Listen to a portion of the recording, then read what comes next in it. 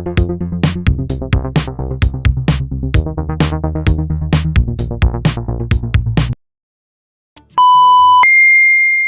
okay. I'm fine. Kincana. Kincana. Ting, ning, ning, ning, ning.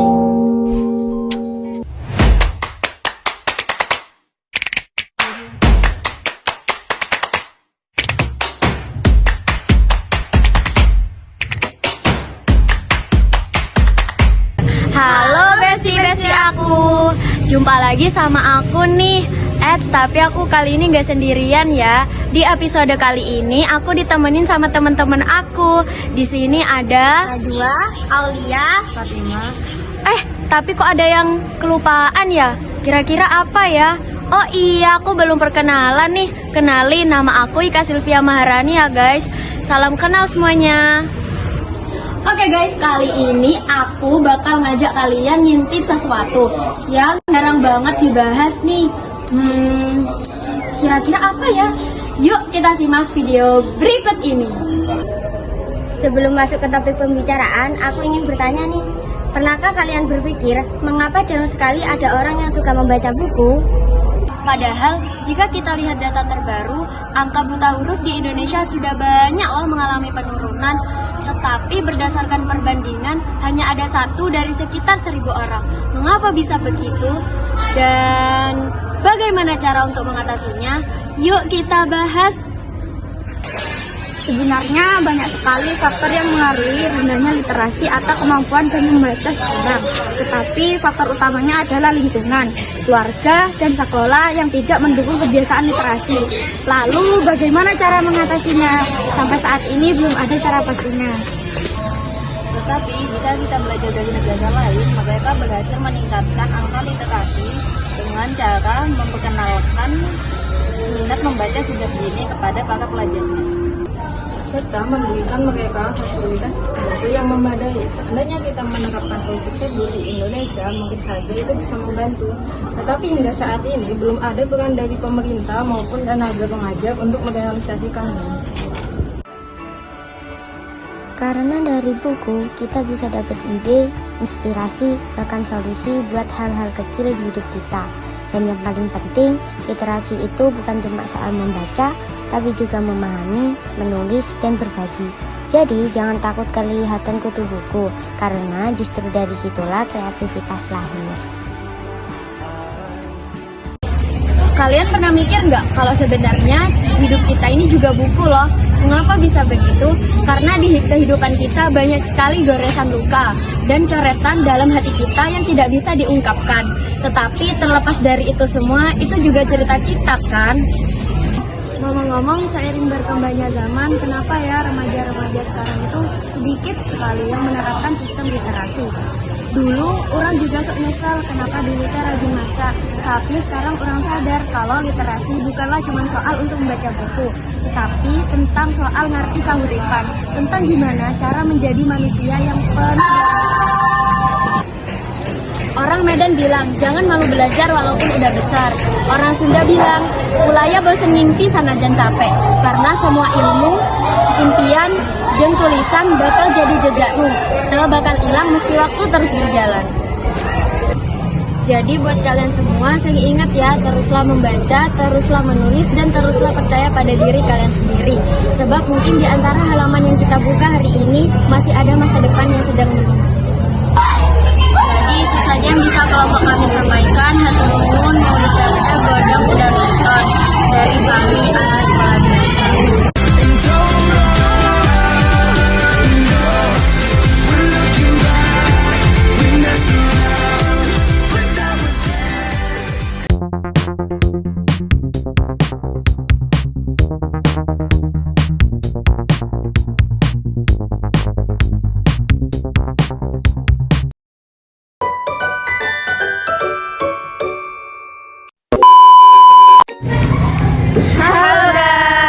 Selamat datang di channel kami.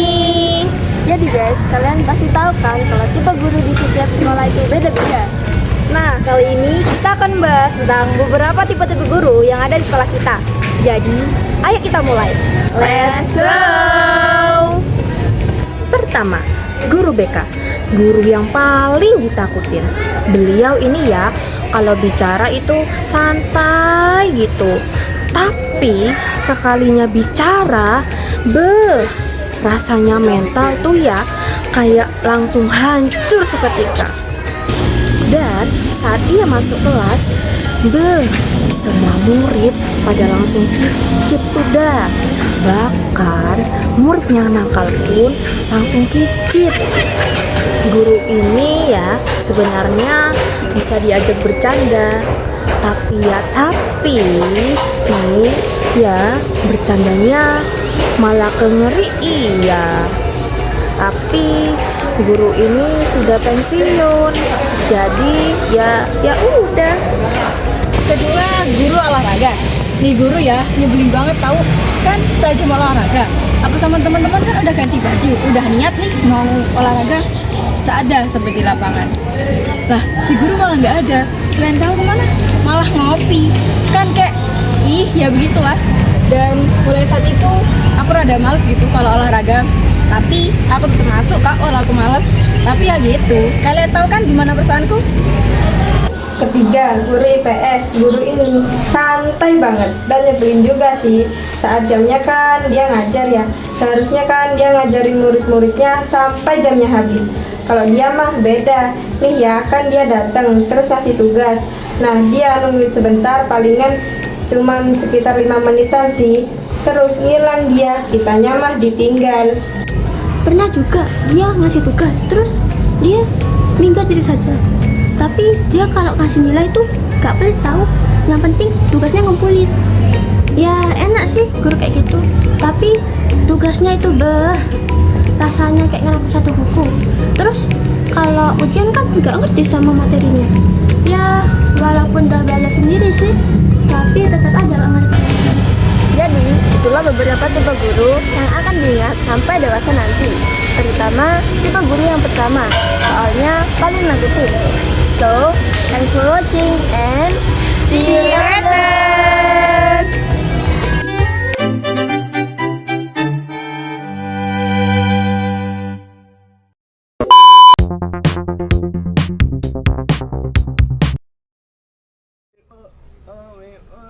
Pelan-pelan, tarik pelan. Capek ah. A few moments later. Halo anak-anak para pejuang nilai KKM. Kalian lagi pada ngapain nih? Pasti kalian sering dengar istilah guru killer kan? Kalau buat anak sekolah ini udah jadi makanan sehari-hari. Kalian tahu gak sih apa itu guru killer? Guru killer biasanya identik sama guru yang galaknya kebangetan. Jadi kayak ada sosok misterius yang bikin ditakutin setiap masuk kelas. Mau disenyumin? Aduh, jangan harap deh. Apalagi kalau udah ngasih tugas di gudang. Guru kalian tuh ya cuma buat ngerjain PR rasanya. Efek keras. Jangan bikin negatif dulu ya. Mereka sebenarnya jahat itu kok. Mereka cuman mau kita disiplin, tidak malas-malasan. Mereka itu bagus banget, tapi kitanya yang badan. Kalau dijaratin, ini kita sama kayak buah durian. Loh, emangnya kenapa? Karena di luar buah durian tajam dan keras, tapi di dalamnya rasanya buahnya identik dan berbeda dengan buah yang lainnya. Tapi kita juga gak menafik ya. Kalau ketemu pas kelas, hati kecil kita pasti ngomong, ada guru ini lagi ya, guru kita itu misalnya kurang. Tapi mereka lebih peduli daripada guru yang lain. Cuma itu, masalah kecil aja dapat guru besar. Jadi intinya, anggap aja mereka sebagai tantangan kita agar lebih kuat. Nah, kalau kalian punya pengalaman menyeramkan tentang guru killer, share di kolom komentar ya. Tetap semangat para pejuang tugas. Anjay.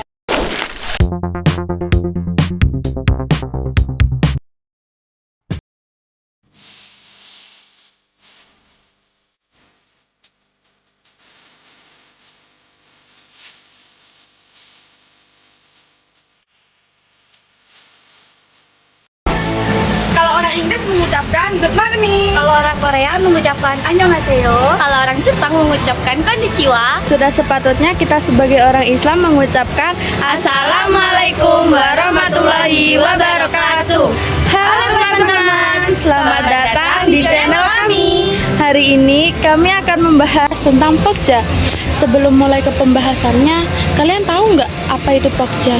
Pokja adalah singkatan dari kelompok kerja.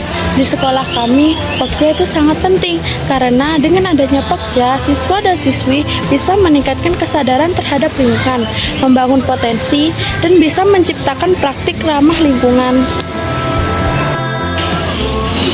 Kami memiliki 20 Pokja, tapi kali ini kami hanya membahas satu Pokja yang jarang diketahui, yaitu Pokja Ecopreneur. Pokja Ecopreneur bergerak dalam bidang ecopreneurship atau kewirausahaan lingkungan.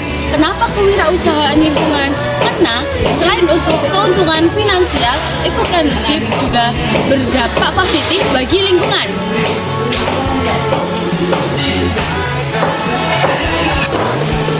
Pokja Ecopreneur memiliki tugas yang paling berkaitan dengan Pokja lain. Kenapa? Tentu saja karena kelompok Ecopreneur sendiri adalah program kerja hasil dari pemasaran dan pemanfaatan hasil dari kerja kelompok lain, atau juga hasil dari kegiatan adiwiyata. Salah satu contohnya adalah bank sampah yang digunakan untuk mengurangi sampah sekaligus menciptakan nilai ekonomi. Dengan demikian, Pokja Ecopreneur dapat menjadi salah satu solusi untuk meningkatkan wawasan siswa dan siswi mengenai cara mendapatkan keuntungan finansial, tapi tetap menjaga lingkungan hidup. Terima kasih sudah melihat video ini. Jangan lupa like, subscribe, and share video ini jika kalian merasa video ini bermanfaat. Ingat, simpan yang bermanfaat, buang yang sesaat. Bye-bye!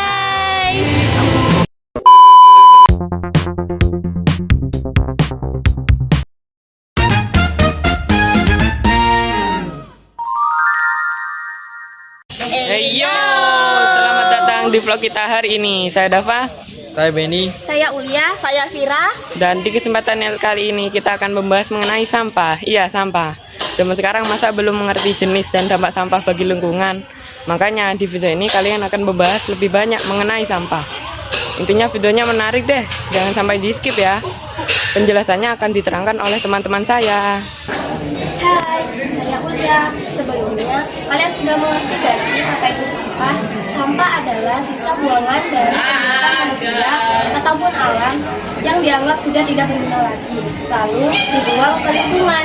Makanya, jangan sampai jadi sampah keluarga deh, jaga dijodoh dari kakak. Sampah memiliki beberapa jenis, meliputi sampah organik, sampah anorganik, serta sampah B3. Yuk kita bedah satu-satu. Yang pertama, sampah organik.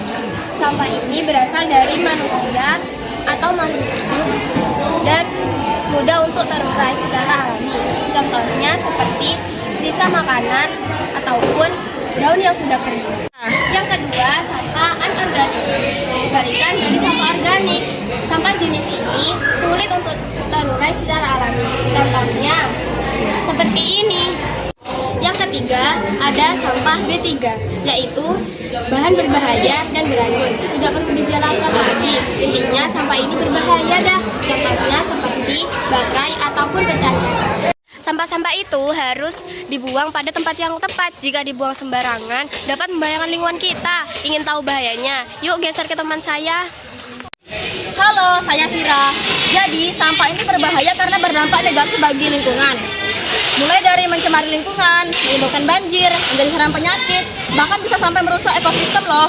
Waduh, bahaya banget kan? Kalau begitu, gimana cara menghindari hal tersebut? Caranya dengan memanfaatkannya. Gimana cara manfaatin sampah? Mudah kok. Kalian perlu menerapkan prinsip 3R, yaitu reduce, reuse, dan recycle.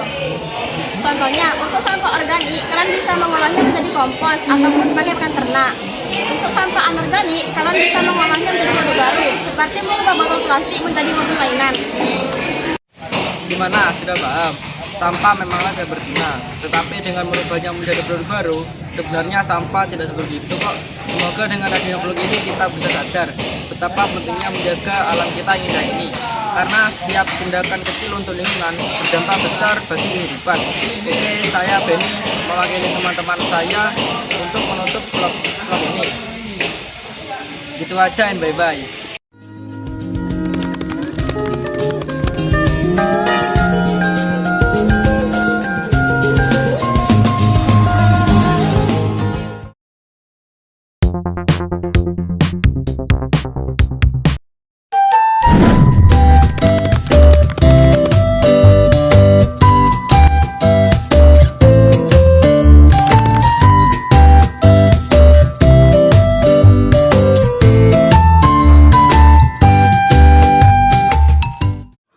Halo besti-besti aku, kembali lagi bersama saya dari kelompok 7.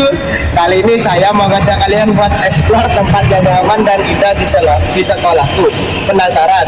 Yuk ikuti aku. Welcome to taman sekolahku deh. Jadi taman ini tuh udah menjadi tempat hidden game di sekolahku. Nah, ayo penasaran nih? Karena tempat ini udah bagus dan indah banget, banyak pohon rindang dan tanaman yang cantik. Di tengah taman ini terdapat sebuah kolam ikan.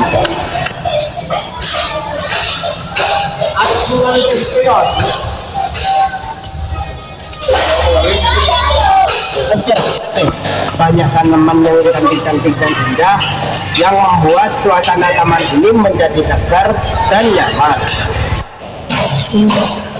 Ini menjadi tempat favorit bagi para siswa dan siswi untuk mengerjakan tugas kelompok, ngobrol sama teman-teman, bersantai dan lain-lain.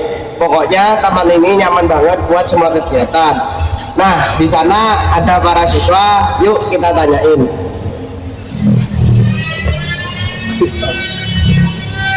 Hai, lagi ngapain? Ngerjain tugas dari guru nih. Ini tempatnya enak jadi nyaman buat belajar. Kamu lagi ngapain? Istirahat aja sih, cuma doang. Bukan guys, taman ini mempunyai daya tarik tersendiri.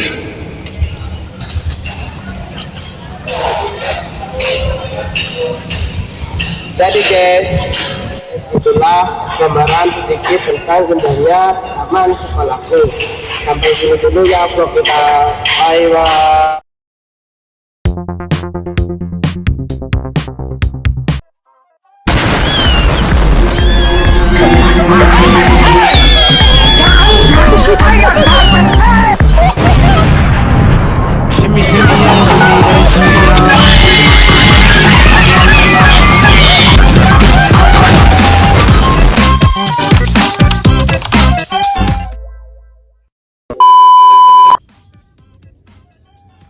Hai semuanya, selamat pagi. Kami dari kelompok 7. Sebelum kami memperkenalkan diri, aku punya kata-kata nih. Pepatah mengatakan tak kenal maka tak sayang, udah kenal jangan terlalu sayang. Kenalin, aku Putri Ayu Rosalinda, absen 24. Dan saya Rasa Indira Rafika, absen 32. Kami bisa dipanggil apa aja, sayang juga boleh. Bercanda ya. Oke, lanjut ke topik pembahasan. Kami akan membahas tentang sekolah di siang hari. Berikut penjelasannya. Dah. Kita mulai dari enaknya masuk siang. 1. Kita bisa memanfaatkan waktu pada pagi hari untuk tidur agar ketika masuk siang tidak ngantuk. Kedua, kita juga bisa mengerjakan PR atau tugas sambil menunggu waktu masuk sekolah. Ketiga, tidak akan ngantuk lagi akibat begadang pada malam hari. Dan masih banyak lagi. Selanjutnya kita akan jelaskan gak enaknya masuk siang. Sebelum berangkat sekolah dijalankan, cuaca pada siang hari sangat amat panas. 2. Tidak fokus belajar karena udaranya menjadi hangat atau panas. 3. Jam pulang semakin sore dan mepet dengan waktu malam. Dan masih banyak lagi. Ini sangat berdampak bagi pembelajaran. Kita tidak bisa fokus dan malas untuk beraktivitas di luar kelas.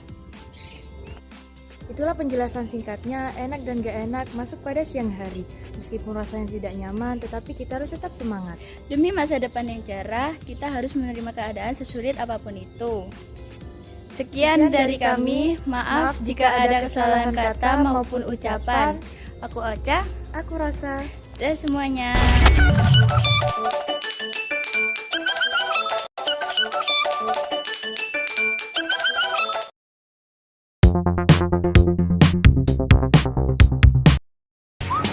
Halo Rek, Perkenalkan, nama saya Rahmat Tabrani Maulana, bisa dipanggil Tani. Berikut adalah naskah tentang kebersihan sekolah. Dan ini contoh sampah-sampah yang berserakan. Sampah yang berserakan akan mengakibatkan selokan tersumbat. Oleh sebab itu kita harus membersihkan sampah-sampah yang berserakan di area sekolah dan stop membuang sampah sembarangan di lingkungan sekolah.